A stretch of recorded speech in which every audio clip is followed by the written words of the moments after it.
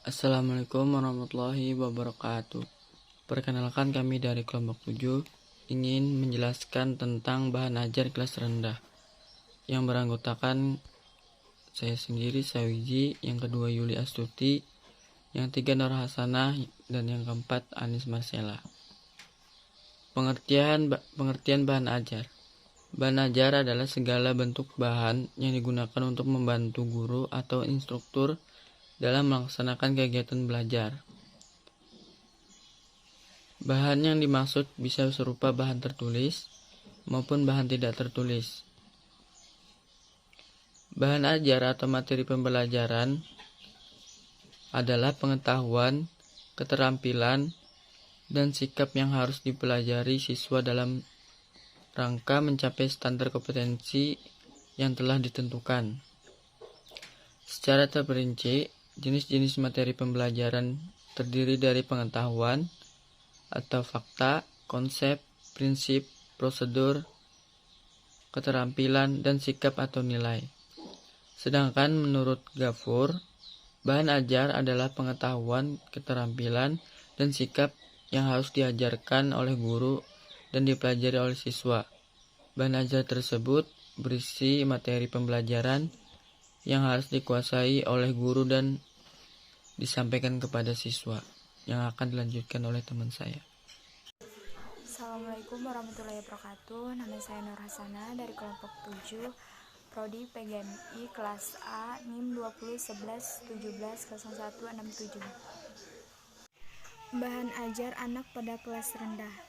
Pembelajaran di kelas rendah dilaksanakan berdasarkan rencana pelajaran yang telah dikembangkan oleh guru. Proses pembelajaran harus dirancang guru sehingga kemampuan siswa, bahan ajar, proses belajar, dan sistem penilaian sesuai dengan tahapan perkembangan siswa. Hal lain yang harus dipahami yaitu proses belajar harus dikembangkan secara interaktif. Dalam hal ini, guru memegang peranan penting dalam menciptakan stimulus respon agar siswa menyadari kejadian di sekitar lingkungannya. Siswa kelas rendah masih banyak membutuhkan perhatian karena fokus konsentrasinya masih kurang. Perhatian terhadap kecepatan dan aktivitas belajar juga masih kurang.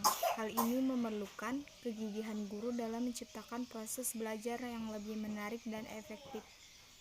Bahan ajar yang cocok untuk anak kelas rendah adalah bahan ajar audiovisual. Bahan ajar audiovisual sangat cocok untuk anak SD dikarenakan kecenderungan belajar anak usia sekolah dasar itu konrik. Konrik mengandung makna proses belajar beranjak dari hal-hal yang konrik, yakni dapat dilihat, didengar, dibawi, diraba, dan diotak-atik, dengan titik penekanan pada pemanfaatan lingkungan sebagai sumber belajar. Pemanfaatan lingkungan akan menghasilkan proses dan hasil belajar yang lebih bermakna dan bernilai, sebab siswa dihadapkan dengan peristiwa dan keadaan yang sebenarnya, keadaan yang alami sehingga lebih nyata, lebih faktual, lebih bermakna, dan kebenarannya lebih dapat dipertanggungjawabkan. Assalamualaikum warahmatullahi wabarakatuh. Perkenalkan, nama saya Anis Marcella dari kelompok 7 Prodi PGMI NIM 20111170128. Alasan lain yang membuat bahan ajar audio visual cocok untuk anak SD adalah mendorong rasa keingintahuan. Hal tersebut tentu disebabkan karena sifat audio visual yang menarik dengan gambar yang dibuat dengan simetrik akan membuat anak tertarik dan juga memiliki keingintahuan untuk mengetahui lebih banyak. Memastikan pengertian yang diperoleh karena selain bisa atau dapat menampilkan gambar, grafik, diagram, atau cerita, sehingga mengekalkan pengertian. Pembelajaran yang diserap dengan melalui penglihatan visual sekaligus dengan pendengaran audio itu tentu dapat atau bisa mempercepat daya serap anak didik di dalam memahami pelajaran yang disampaikan. Tidak membosankan, maksudnya yakni sifatnya yang variatif.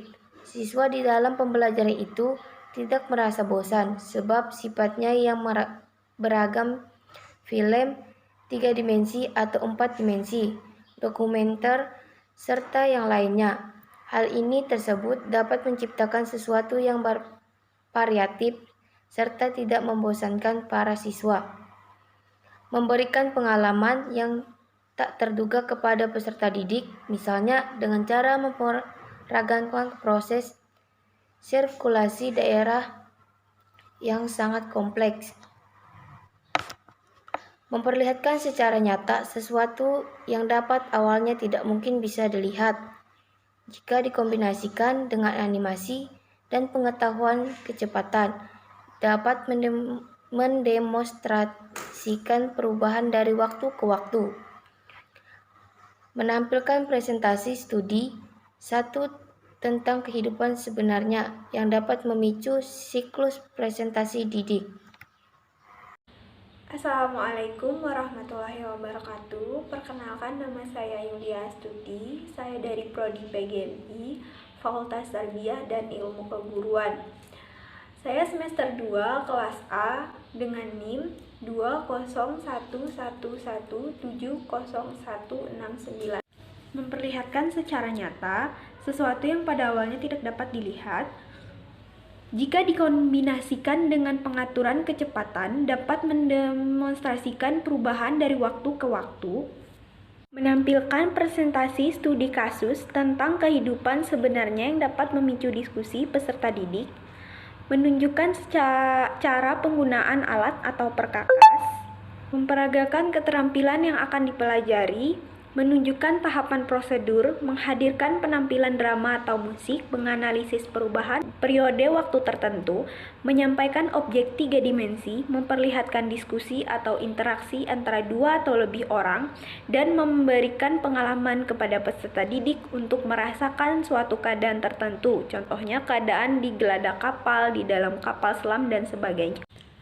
Sekian presentasi dari kelompok kami, semoga bermanfaat. Saya ucapkan terima kasih dan mohon maaf apabila ada salah kata. Wassalamualaikum warahmatullahi wabarakatuh.